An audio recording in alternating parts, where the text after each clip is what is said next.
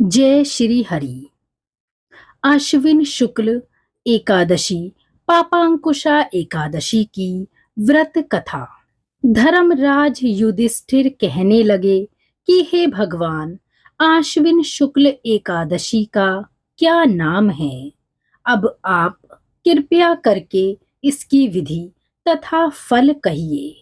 भगवान श्री कृष्ण कहने लगे कि हे युधिष्ठिर, पापों का नाश करने वाली इस एकादशी का नाम पापांकुशा एकादशी है। हे राजन, इस दिन मनुष्य को विधि पूर्वक भगवान पद्मनाभ की पूजा करनी चाहिए। यह एकादशी मनुष्यों को मन वांछित फल देकर स्वर्ग को प्राप्त कराने वाली है। मनुष्य को बहुत दिनों तक कठोर तपस्या से जो फल मिलता है, वह फल भगवान गरुण ध्वज को नमस्कार करने से प्राप्त हो जाता है। जो मनुष्य अज्ञानवश अनेक पाप करते हैं परंतु हरि को नमस्कार करते हैं, वे नरक में नहीं जाते। विष्णु के नाम के कीर्तन मात्र से संसार के सभी तीर्थों के पुण्य का फल मिल जाता है। जो मनुष्य शांग धनुषधारी भगवान विष्णु की शरण में जाते हैं, उन्हें कभी भी यम की यातना भोगनी नहीं पड़ती। जो मनुष्य वैष्णव होकर शिव की और शैव होकर विष्णु की निंदा करते हैं, वे अवश्य नरकवासी होते हैं। सहस्त्रों वाजपेय और अश्वमेध यज्ञों से जो फल प्राप्त होता है, वह एकादशी के व्रत के 16वें भाग के बराबर भी नहीं होता है। संसार में एकादशी के बराबर कोई पुण्य नहीं, इसके बराबर पवित्र तीनों लोकों में कुछ भी नहीं। इस एकादशी के बराबर कोई व्रत नहीं। जब तक मनुष्य पद्मनाभ की एकादशी का व्रत नहीं करते हैं, तब तक उनकी देह में पाप वास करते हैं। हे राजेंद्र, यह एकादशी स्वर्ग, मोक्ष, आरोग्यता, सुंदर स्त्री तथा अन्न और धन की देने वाली है। एकादशी के व्रत के बराबर गंगा, गया, काशी, कुरुक्षेत्र और पुष्कर भी पुण्यवान नहीं है। हरिवासर तथा एकादशी का व्रत करने और जागरण करने से सहज ही मनुष्य विष्णु पद को प्राप्त होता है। हे युधिष्ठिर, इस व्रत के करने वाले 10 पीढ़ी मातृपक्ष, 10 पीढ़ी पितृपक्ष, 10 पीढ़ी स्त्री पक्ष तथा 10 पीढ़ी मित्र पक्ष का उद्धार कर देते हैं। वे दिव्य देह धारण कर चतुर्भुज रूप हो, पीतांबर पहने और हाथ में माला लेकर गरुड़ पर चढ़कर विष्णु लोक को जाते हैं।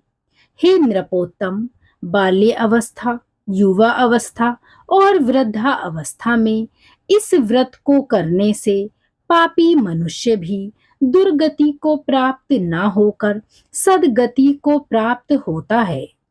आश्विन मास की शुक्ल पक्ष की इस पापांकुशा एकादशी का व्रत जो मनुष्य करते हैं, वे अंत में हरि लोक को प्राप्त होते हैं तथा समस्त पापों से मुक्त हो जाते हैं। सोना, तिल, भूमि, गौ, अन्न, जल, छतरी या जूता दान करने से मनुष्य यमराज को नहीं देखता। जो मनुष्य किसी प्रकार के पुण्य कर्म किए बिना जीवन के दिन व्यतीत करता है, वह लोहार की भट्टी की तरह सांस लेता हुआ निर्जीव के समान है। निर्धन मनुष्य को भी अपनी शक्ति के अनुसार दान करना चाहिए तथा धन वालों को सरोवर, बाग, मकान आदि बनवाकर दान करना चाहिए।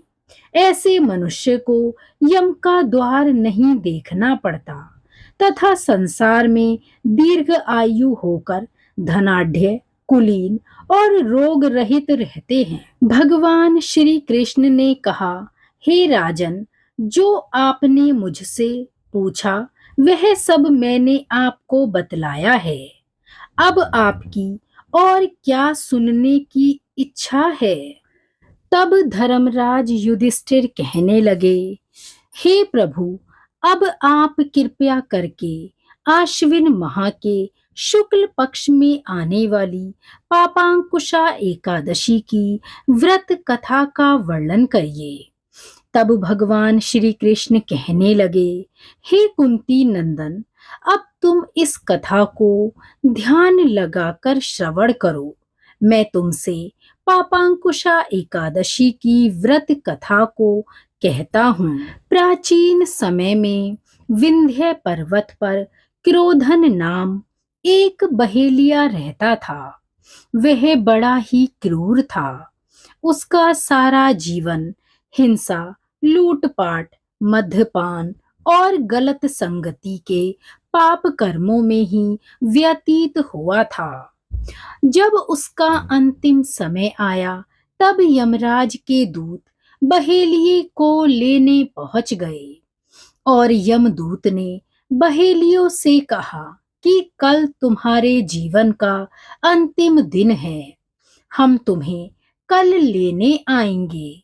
यह बात सुनकर बहेलिया बहुत भयभीत हो गया और महर्षि अंगिरा के आश्रम में पहुंच गया।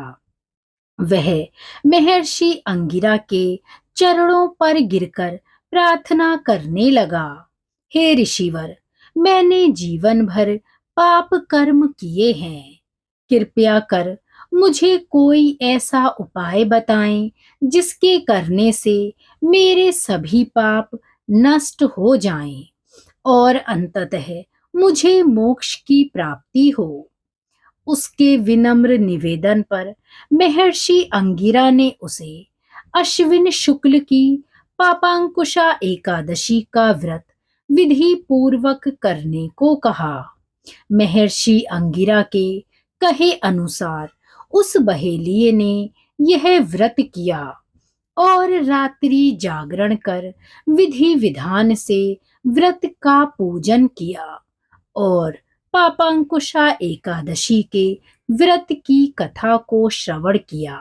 ऐसा करने से उसके सारे पाप नष्ट हो गए और वह भगवान विष्णु की कृपा से विष्णु लोक को गया। जब यमराज के यमदूत ने इस चमत्कार को देखा तो वह बहेलिये को बिना लिए ही यमलोक वापस लौट गया। तो भक्तगणों, इतना बड़ा महत्व पापांकुशा एकादशी के व्रत के महात्म्य का बताया गया है, जो कि भगवान श्री कृष्ण ने कुंती नंदन युधिष्ठिर से कहा था। बोलिए श्री हरि की जय। भगवान विष्णु और पापांकुशा एकादशी की जय। धन्यवाद।